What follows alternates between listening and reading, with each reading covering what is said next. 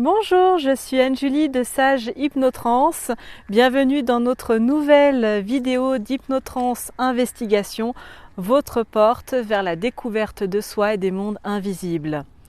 Pour suivre toute notre actualité et nos prochaines investigations, pensez à vous abonner à notre chaîne YouTube en cliquant sur la cloche.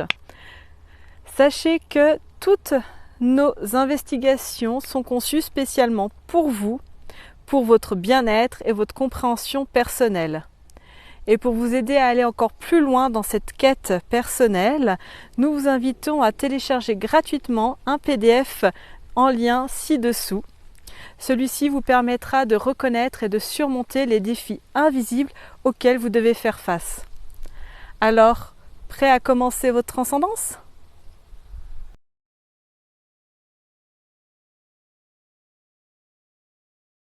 Je vais compter maintenant de 1 à 3.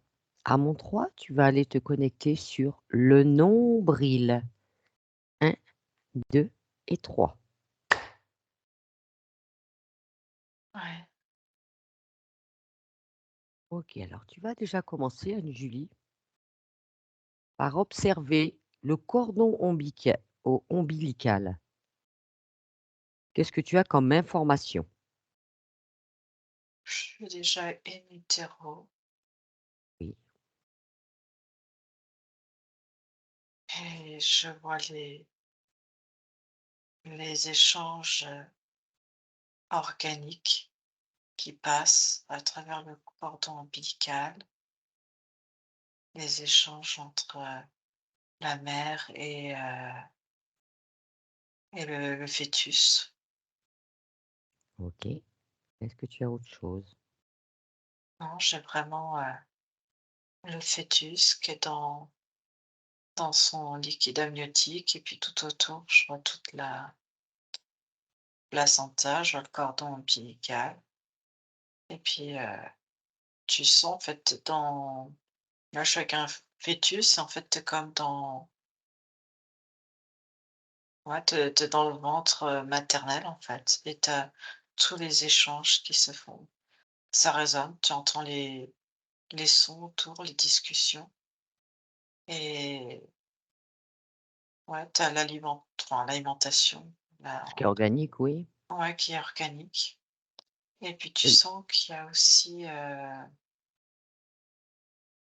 c'est vraiment le point de rattachement dans le physique du lien entre, la mère et l'enfant. Il y a plein d'informations est-ce que toutes les informations circulent de la mère à l'enfant ou juste certaines? et j'ai envie de te dire, ça va même dans les 2 sens.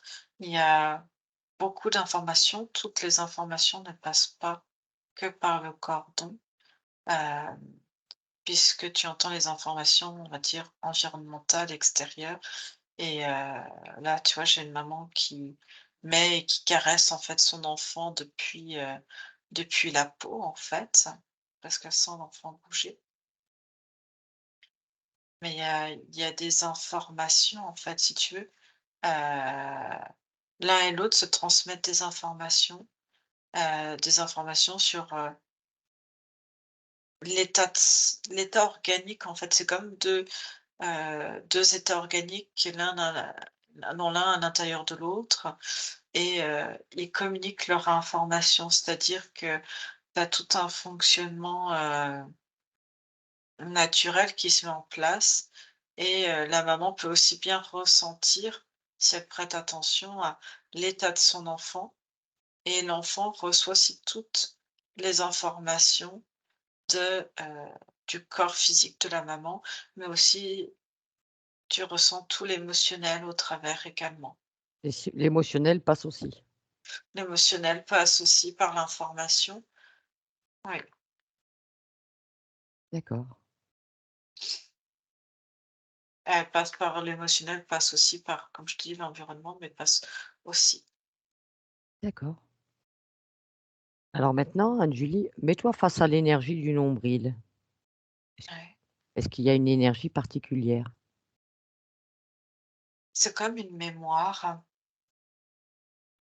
tu as une mémoire, un lien invisible de cet état in utero que tu avais. Tu vois, j'ai pris cette maman avec, tu vois, toujours ce fœtus Mmh. à l'intérieur d'elle et en fait, je vois comme un lien invisible qui rattache, cette femme à sa mère, en fait. Elle a sa propre mère à elle. Oui, puisque c'est le lien in utero. Tu as aussi une part d'information parce que tu as la génétique dedans. En fait, c'est comme le début, tu sais, quand tu fais les arbres généalogiques Oui, et ben, là, ça fait un peu ça, en fait. C'est par là aussi qu'il y a toutes les transmissions d'ADN, tout ce qu'on fait au niveau transgénérationnel. Tu as tout là-dedans d'accord. et tu vois, ça, c'est chez la femme. Chez l'homme, c'est pareil aussi, en fait et ce Donc ce lien est encore plus fort et comme réactivé à partir du moment où la femme est enceinte, en fait.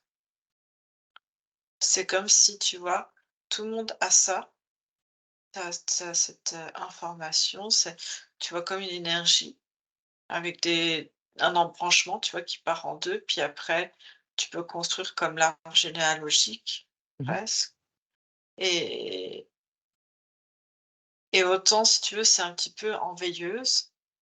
Enfin, c'est là, mais c'est présent, mais sans être, très prononcé, tu vois, si je prends l'homme. mh. Et quand je prends cette femme enceinte, et ben, c'est comme si c'était réactivé. On réactivait en fait, pendant le fait d'être enceinte, pendant la grossesse, ces mémoires en fait transgénérationnelles. C'est encore comme si ce lien se faisait encore plus présent, plus se ressentir. D'accord. Est-ce qu'il peut y avoir des conséquences gênantes selon les liens, Julie? Ça peut réactiver en fait, c'est pas ça réactive de toute manière le transgénérationnel. C'est encore plus fort, en fait, que ce D'accord. que ça ne l'est quand la personne n'est pas enceinte. Et est-ce qu'un fœtus a la capacité de rejeter du transgénérationnel? S'il n'en a pas conscience et qu'il n'est pas autonome, non. Et pour, on va dire, une part autonome, hein, Julie, Oui, tu peux. peut décider de se couper de certains liens, enfin de certaines mémoires De c'est ça. transgénérationnelles Oui, qui ne lui conviendraient pas. oui. D'accord. Et est-ce que l'énergie de ce, on va dire de ce cordon, est-ce qu'elle change au moment de la naissance? Il y a quelque chose, en fait. Je vois je vois la maman qui sait, en fait, c'est comme si c'était, tu vois, je vois tout le placenta, enfin, il y a tout qui est autour. Oui. Là, je vois c'est plus simple, je regarde sur une femme, tu vois, qui subit une césarienne et tu as tout le placenta, tu as l'enfant, en fait, qui est sorti, tu as tout le cordon et déjà, il y a l'information qui est véhiculée. En fait, il y a l'information qui circule dans les 2 sens, comme quoi l'enfant, il va naître et il y a une part, en fait, qui se coupe de l'information, en fait. C'est comme si, hem la mère et l'enfant prenaient cette j'ai le mot deuil, en fait. Comme si, La cette coupure? ouais, vraiment. D'accord, Parce que ça sort et en fait, c'est heu, comme si la mère savait qu'elle n'aurait plus ce lien in utero avec l'enfant et l'enfant sait qu'il n'a plus ce lien, en fait, privilégié avec la mère et c'est comme un deuil, en fait. C'est une coupure. d'accord. Est-ce que tu vois autre L'un et chose? l'autre savent que c'est le moment, en fait. Le corps, l'organisme, en fait, a transmis l'information. OK. Est-ce que tu vois autre chose quand ce cordon ombilical, il est encore rattaché au placenta et au bébé, bien sûr, hein? Après la naissance, hein. Oui, une fois né, mais que tout est encore là, Julie, c'est-à-dire il y a rien qui a été coupé. C'est comme s'il était encore il sait qu'il est pour le moment, tu vois, chez l'enfant, le cordon, il est pas encore coupé. Il sait qu'il est, il il est viable, enfin, il est plus in utero, il est Oui, dehors et en fait, c'est comme si il y a une part de lui qui est encore rattachée à sa mère via ce placenta et à toutes les informations, en fait, organiques de la maman. d'accord. Alors maintenant, tu vas observer, hein, Julie, quand on coupe le cordon du bébé, à quelques instants après la naissance, qu'est-ce que ça produit? Qu'est-ce qui se passe? L'information est donnée à l'enfant que maintenant il est une part entière, c'est une coupure nette. D'un coup, je vois quelque chose d'assez brutal, énergétiquement, Oui, sur, ouais, comme si l'enfant était d'un coup propulsé, tu sais? Et tout est coupé, net, le lien, en fait. d'accord, Il y a tout d'un coup, tu es projeté, c'est vraiment ça, projeté dans le monde et tu dois être complètement viable, complètement d'accord. autonome et ouais, on passe d'un état à un autre, en fait. OK, et si tu observes ce placenta, Julie, ce placenta, est-ce qu'il est différent selon les étapes, c'est-à-dire in utero, au moment de la naissance, quand il est encore rattaché, on va dire, et vraiment après, on va dire quand on l'isole, on l'enlève? Observe ce placenta, voir s'il a des variations. J'ai une variation au moment j'ai la même variation, tu vois, à l'expulsion quand, il y a l'énergie, en fait, qui est coupée, tu vois? Et c'est plus dans in utero par rapport à la Mmh. mère. Mais en fait, c'est comme si, au moment où ça coupe, tu as encore de l'énergie, mais ça devient, heu, inerte dans l'échange, en fait. C'est comme, D'accord, un sac rempli d'informations. Au-delà d'un aspect, je vois très, heu,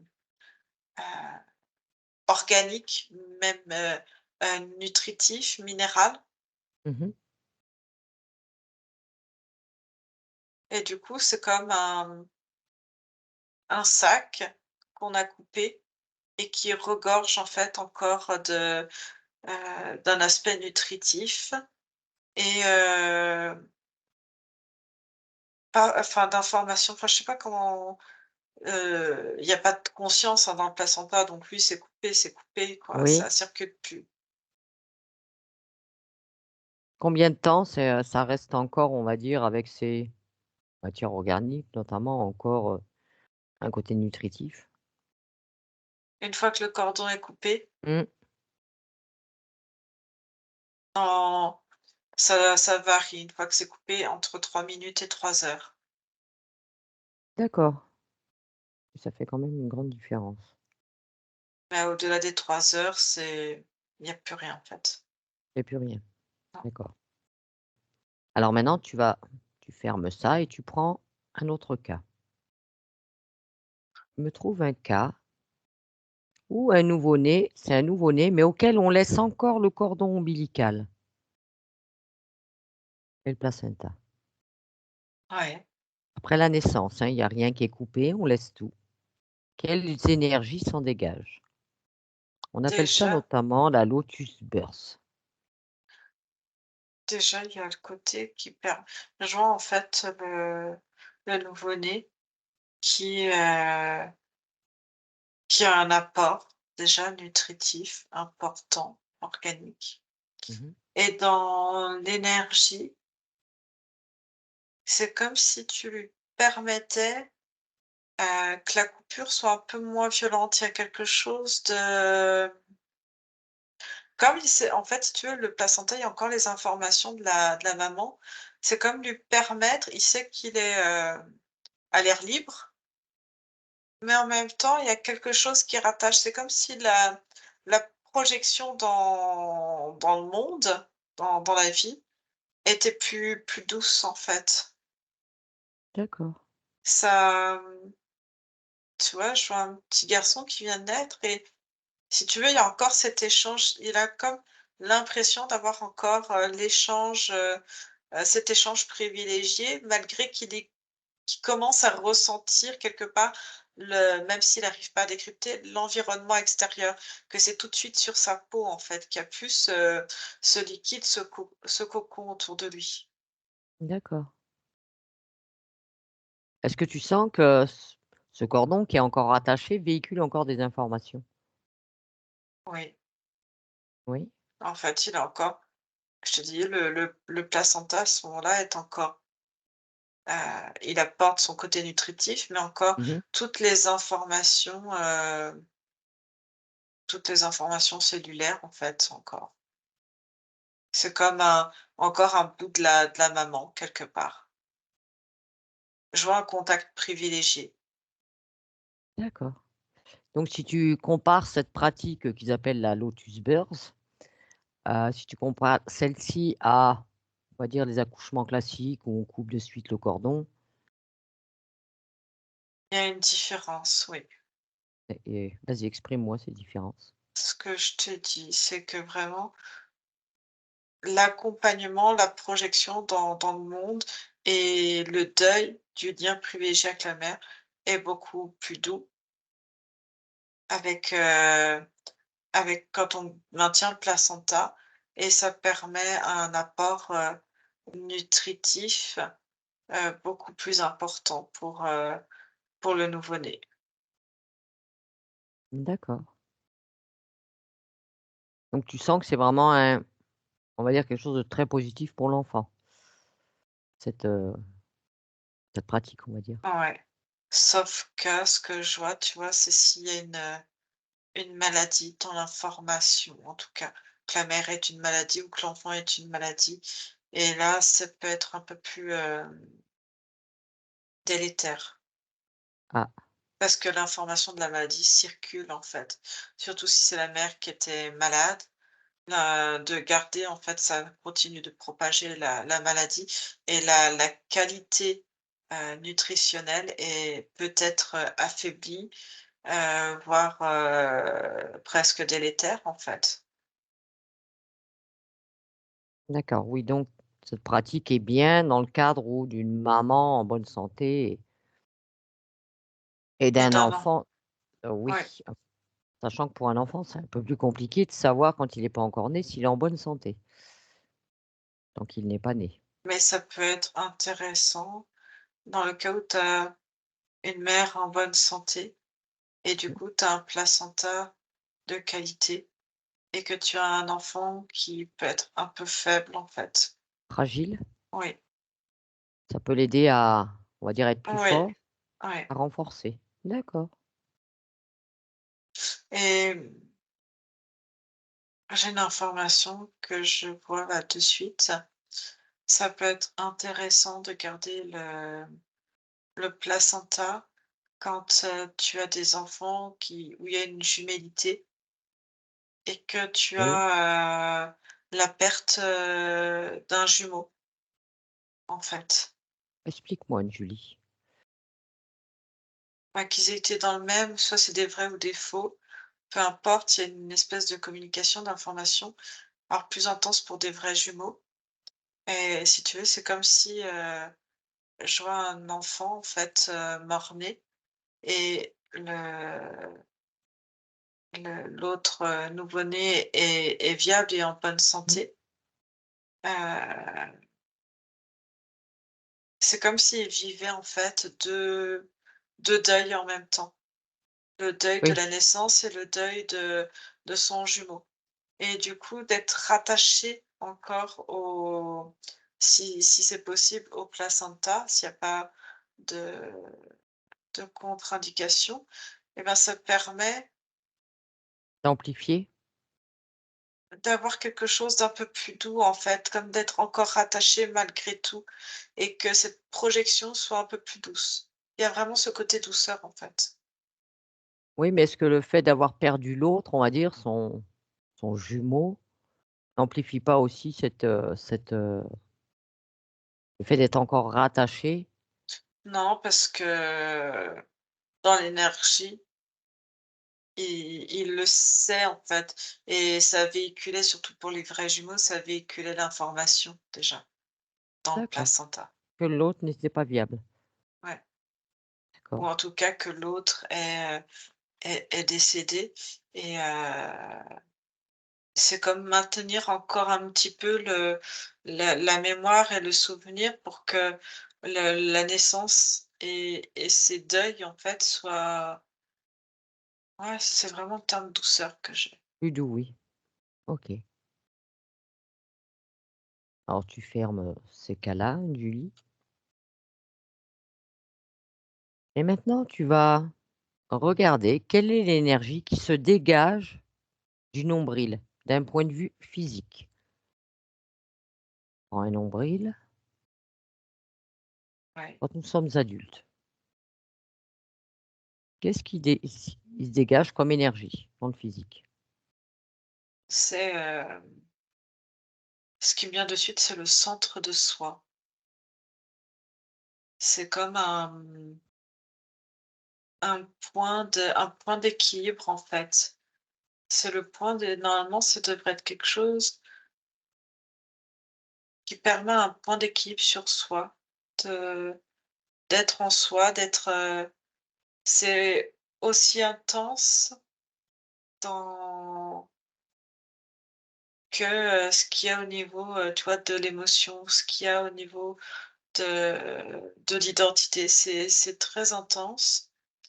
C'est aussi une zone, heu, je vois du tissu, épithélial très fin, très souple, très, tu vois? Je vois le trou, et en Oui, fait, au fond du trou, le tissu absorbe, c'est comme du, ouais, un papier qui absorbe, en fait, je sais pas, c'est absorbant, d'accord. c'est absorbant, c'est très vascularisé.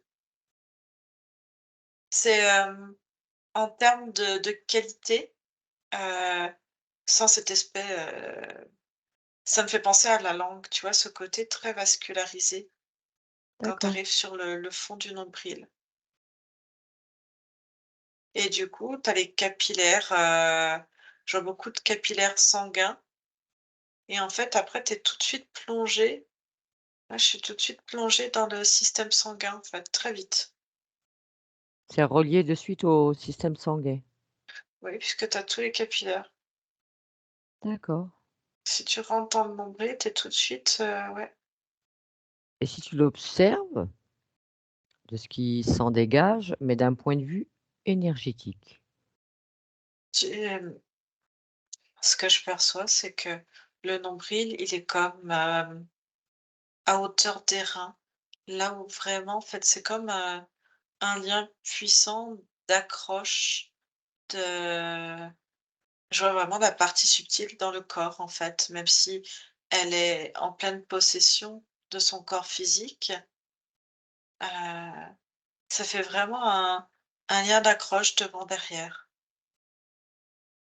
et D'accord. même c'est comme un centre, si tu veux, devant, derrière, par rapport, au rein qui est l'énergie de vie, mais l'énergie de vie rattachée aussi, ben, au nombril. Il y a vraiment cette énergie de vie qui est très importante, où je vois la partie subtile qui est vraiment, heu, comment dire? Intégrée dans le corps, qui est vraiment, en harmonie dans son corps, et du coup, Mmh. ça permet un équilibre devant-derrière.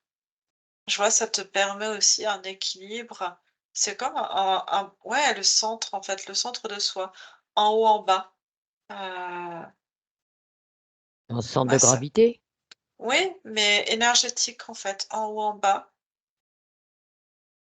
D'accord.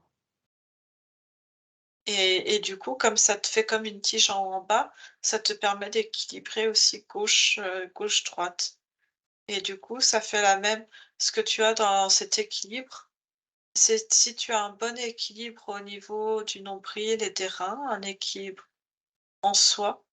Ça te donne un bon équilibre du coup dans l'énergie vitale qui est dans le même secteur, vital et sexuel. Ça te donne quelque chose d'assez équilibré, au niveau de la structure cognitive également, et je vois aussi au même émotionnellement, en fait. Ça peut être, oui, plus développé, plus et en même temps stable. D'accord. Alors Anjali, il existe des pratiques qui disent de se protéger le nombril avec un coton, par exemple. Qu'est-ce que tu perçois de cette technique? C'est intriguant Déjà, pourquoi le protéger? parce que ce que je vois des alors je sais pas si c'est en je vois des personnes typées asiatiques, Mmh. et je vois, quelque chose qui s'est ouais, une prolifération de cette pratique, on va dire. Mmh. Mais je vois, c'est comme si on dans l'idée, en fait, de mettre ça, c'est éviter que, attends, j'essaie de comprendre ce qu'explique. Je vois une personne très âgée, on est dans des temps très anciens et elle, elle elle dispense, en fait, ces informations et en gros, c'est éviter comme c'est l'énergie de vie, heu, c'est d'éviter que, heu, un malin oui, c'est vraiment ça, donc un esprit, maléfique ou Mmh. mal intentionné, vienne s'engouffrer dans le nombril et te prendre la vie D'accord. et ou s'accaparer de ton corps. Il y a vraiment cette notion-là et c'est aussi quelque chose on protège, ils pensent qu'en faisant ça, on évite heu on évite aussi d'avoir donc accès à soi, mais aussi accès à ses nids. Il y a comme un rituel de protection de ses aïeux. Sauf que ça coupe aussi l'accès à soi, le fait de le protéger. Heu, Parce qu'à soi, c'est un intérieur. En fait, quelqu'un qui serait, fragile, qui serait pas en phase, qui pourrait être un portail où il y aurait déjà des entités. Mmh. La Ça pourrait être intéressant pour éviter d'amplifier. Et en même temps, je vois, si tu couvres, hem, énergétiquement, c'est comme si tu couvrais ta propre, vie, et que tu te mets sous cloche pour passer inaperçu. Donc dans un bain de foule, pour des gens qui auraient peur, par exemple, ça peut, éviter, tu vois, d'être, un point lumineux, tu vois, qui se balade. Donc parce qu'on étouffe le lien de la vie, en fait, Mmh. on étouffe ça et par contre, si on a besoin, tu vois, d'être vu, d'être entendu je vois quelqu'un qui est dans une conférence, s'il fait ça, il se bloque, il se cache D'accord, et si intéressant. tu veux, c'est vraiment ça qui s'est développé. C'est une peur que, le malin entre, mais ouais, il y a vraiment enfin, eux, ils faisaient pas ça tout le temps, ils faisaient ça dans des cas vraiment spécifiques, en fait. Cette Je pratique vois existe encore? très reculé. Je vois une pratique, heu, sur des batailles. Je vois des chevaliers, enfin, tu vois, avec des chevaux Mmh. et quand ils allaient à la guerre, oui, ils protégeaient, en fait, ça, pour, D'accord. avoir plus de vitalité à l'intérieur de soi. Après, vu que tu as C'était parlé ça. d'entités, Anne-Julie, quand même, est-ce que, on va dire, pour des entités, extérieures, est-ce que ça peut être un lieu de passage facile, le nombril, plus qu'un autre? Pas plus qu'un autre. Ça peut être Pas un plus qu'un autre. passage parmi Tant parce qu'en d'autres. fait ouais, OK. parce que là, avec ta question, j'entends la vibration heu, comme un trou en fait, comme un trou énergétique où, tout pourrait rentrer. En fait, si tu crées cette peur, tu crées ce passage-là de peur, en fait. je comprends. Alors Anne-Julie, maintenant, est-ce qu'il est-ce qu'il y a des choses pour notre bien-être, bien sûr, que l'on peut utiliser et mettre en place via ce nombril? Est-ce qu'on peut utiliser ce nombril? Des personnes qui douteraient d'elles, déjà d'un point de vue, énergétique, heu, mettre une main sur le nombril et une main derrière à même niveau. S'ils ont besoin, tu vois, de rééquilibrer, je vois, ça peut calmer, pas forcément des vertiges, mais tu vois, si ça tangue un peu, ça peut permettre de recentrer et D'accord, de se après d'y rééquilibrer. ouais et à la limite de suivre en fait, comme si c'était un point d'insertion D'insertion de de soi-même en fait. d'accord. Un peu comme quand on parle de se réancrer en soi, Oui, ce nombril peut être idéal. oui. Qu'est-ce qu'on peut faire d'autre avec ce nombril? S'il existe d'autres choses que l'on peut faire, hein, Julie? Je vois plein de choses différentes et je vois que c'est vraiment les énergies de vie. Je vois des gens qui posent directement, tu peux te relier à ta propre, tu vois, quand on se dit se relier à son enfant intérieur, c'est Oui, vraiment soi aussi, ça peut être aussi ça, mais dans le sens de recréer de la joie, de retrouver quand j'entends, tu vois, l'enfant intérieur, c'est vraiment, la joie, l'émerveillement, la spontanéité, l'émerveillement, le non-jugement de soi et de l'autre aussi et ouais, ce petit grain, tu vois, d'énergie qui est important, l'émerveillement et ça peut passer par là, par cet amour et du coup, j'ai le lien, tu vois, tout de suite avec la créativité. On retourne vraiment sur l'énergie sexuelle, sur la créativité, ça influe cette information-là et je vois des personnes qui posent comme des bols chantants dessus, tu vois, pour oui, activer. Alors faire attention à ce qu'on active dessus, mais et aussi le nourrir.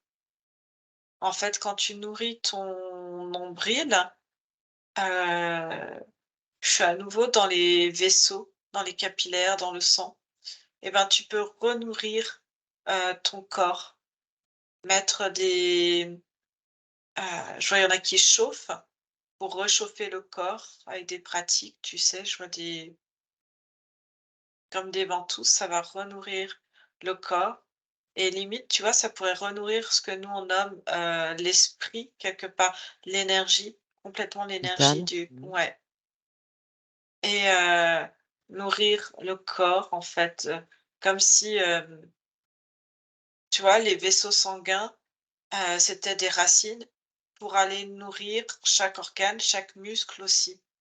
Comme si nos organes étaient des plantes et aller les nourrir aussi par là. Avec, soit des huiles ou, ouais, quelque chose en fait en fonction. Oui, on voit souvent, on entend parler de pratiques avec des huiles essentielles. Des huiles essentielles ou même des huiles,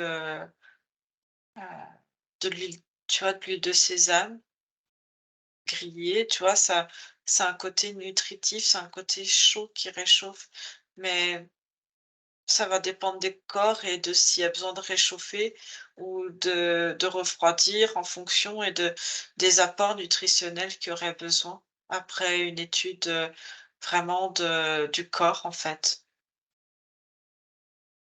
pour chacun. D'accord, OK. Est-ce que ça a une incidence, Anne-Julie? Il y a des personnes, moi j'ai souvent entendu dire, qui, admettons, détestaient leur nombril. Pourquoi?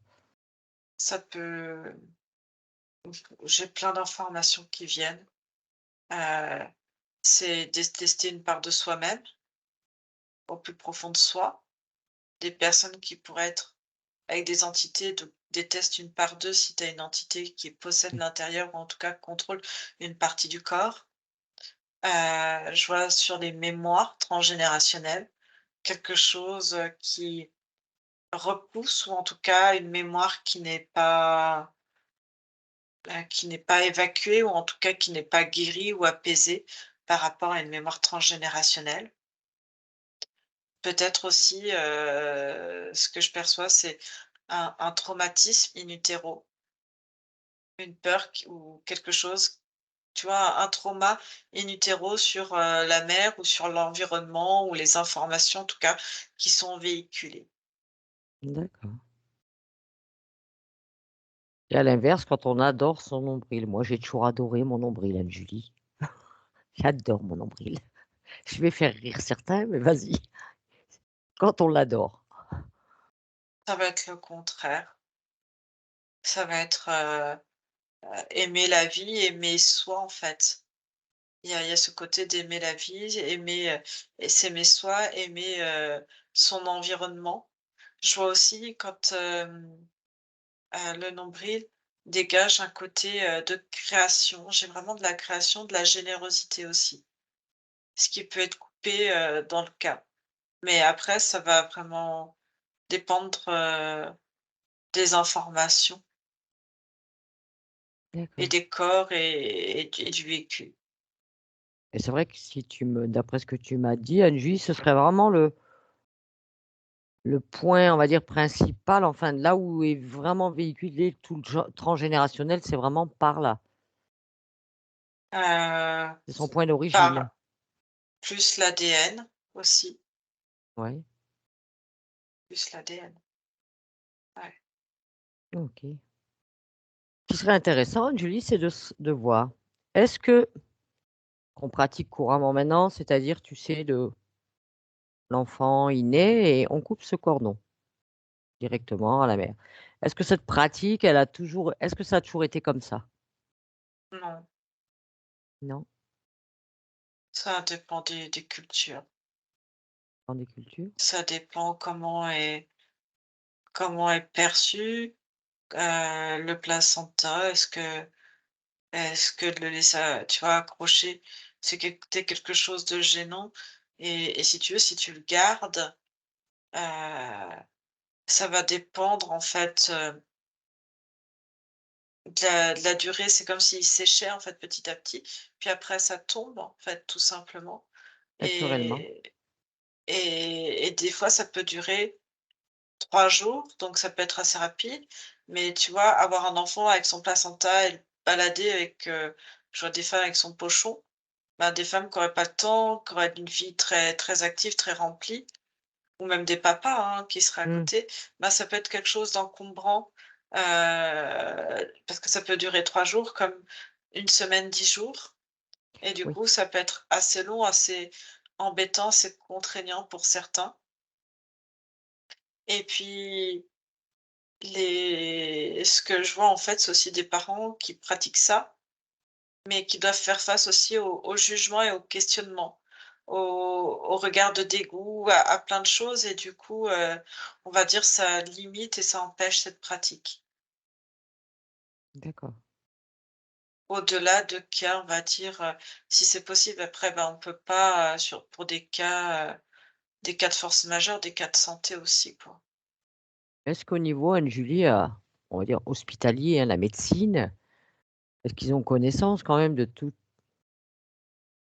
ce que véhicule ce cordon?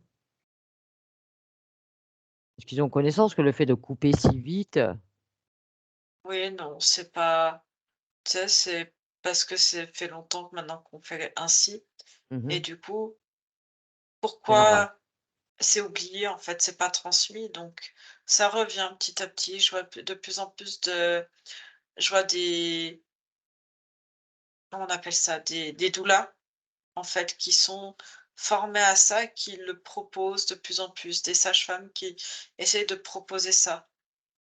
Plus dans les accouchements peut-être à la maison, des choses comme ça? Non, même à l'hôpital, mais Même à c'est sur l'hôpital? des accompagnements, en fait. D'accord. Alors il y a aussi une question aussi qui m'interroge. Certaines personnes, Anne-Julie, pratiquent, on a entendu parler de manger un morceau de son placenta. Observe cette pratique. Alors un morceau, c'est pas tout, je vois quelque chose assez petit et en Oui, un fait, petit c'est bout. quelque chose qui se pratique chez tous les animaux et heu et tu vois, je vois une vache qui, en fait, vient de mettre bas et qui, Mmh. elle, va avaler le placenta, en fait. Alors, il y a plusieurs modes. Ils le font sur des animaux sauvages pour éviter d'attirer, des prédateurs. Ouais. Il y a ça et je vois aussi le côté, épuisement de la mère qui vient de mettre bas et qui en fait, bah, c'est comme, un shot d'énergie, quoi. Donc elle reprend des forces via ce placenta qui Oui, est très nutritif. c'est ça et en fait, ça reste complètement sensé, heu, parce qu'on a cette, on est des animaux, en fait. Mmh. Oui, C'est même la si on va même pas le chose. reconnaître. Oui. Voilà, c'est exactement la même chose. Est-ce que cette pratique avant se faisait pour l'humain d'ailleurs? Si tu remontes, dans des temps beaucoup plus anciens, Julie? Est-ce que l'humain faisait un peu comme les animaux? Je vois des pratiques de de femmes qui c'est vieux, c'est très vieux, je suis comme dans une grotte et des femmes qui prennent, en fait, comme si elles se recueillaient autour du placenta, en fait et qui, le décortiquent pour observer, comme observerait maintenant un médecin sur l'état de santé, mais du nouveau-né, de la mère. Elle, c'était vraiment ça, en fait. Elle faisait exactement pareil, observer, pour observer la viabilité et certaines en fonction de ces informations, pouvaient prédire ou non, la force et la tempérance, du nouveau-né. Je pense qu'elle pouvait accéder à beaucoup d'informations via ce En fonction placenta. des oui et je vois que c'était comme un rituel pour ces femmes d'observer, en fait, le placenta de que la mère venait d'accoucher, enfin, je me comprends, mais ouais Intéressant. Mmh. et de pouvoir prédire, ben, un petit peu qui, pourrait être destiné à être, plus, chasseur, être meneur ou être faible et du coup de faire attention. Elle pouvait lire ça et ce que font aussi les médecins maintenant, mais avec plus de ouais, avec un autre regard quoi, c'est pas la même Plus chose. scientifique. Médical. Oui, merci Anne-Julie. Alors Anne-Julie, maintenant, est-ce que tu aurais des conseils à prodiguer pour, s'occuper de ce nombril, pour prendre soin de Alors, je ce revois centre de vie? toutes. En fait, si tu c'est c'est quelque part déporté, mais ça peut être intéressant, mais c'est prendre soin de soi, en fait. Oui. C'est pour des personnes qui ont besoin de quelque chose de plus matériel ou de quelque chose de concret quelque part pour se sentir aligné. Voilà, après c'est tout je vois toutes les informations qui repassent de que je t'ai déjà dites. Oui, puis chaque part de soi est importante. Oui. OK. Bien, ben, on te remercie Anne-Julie pour ces informations.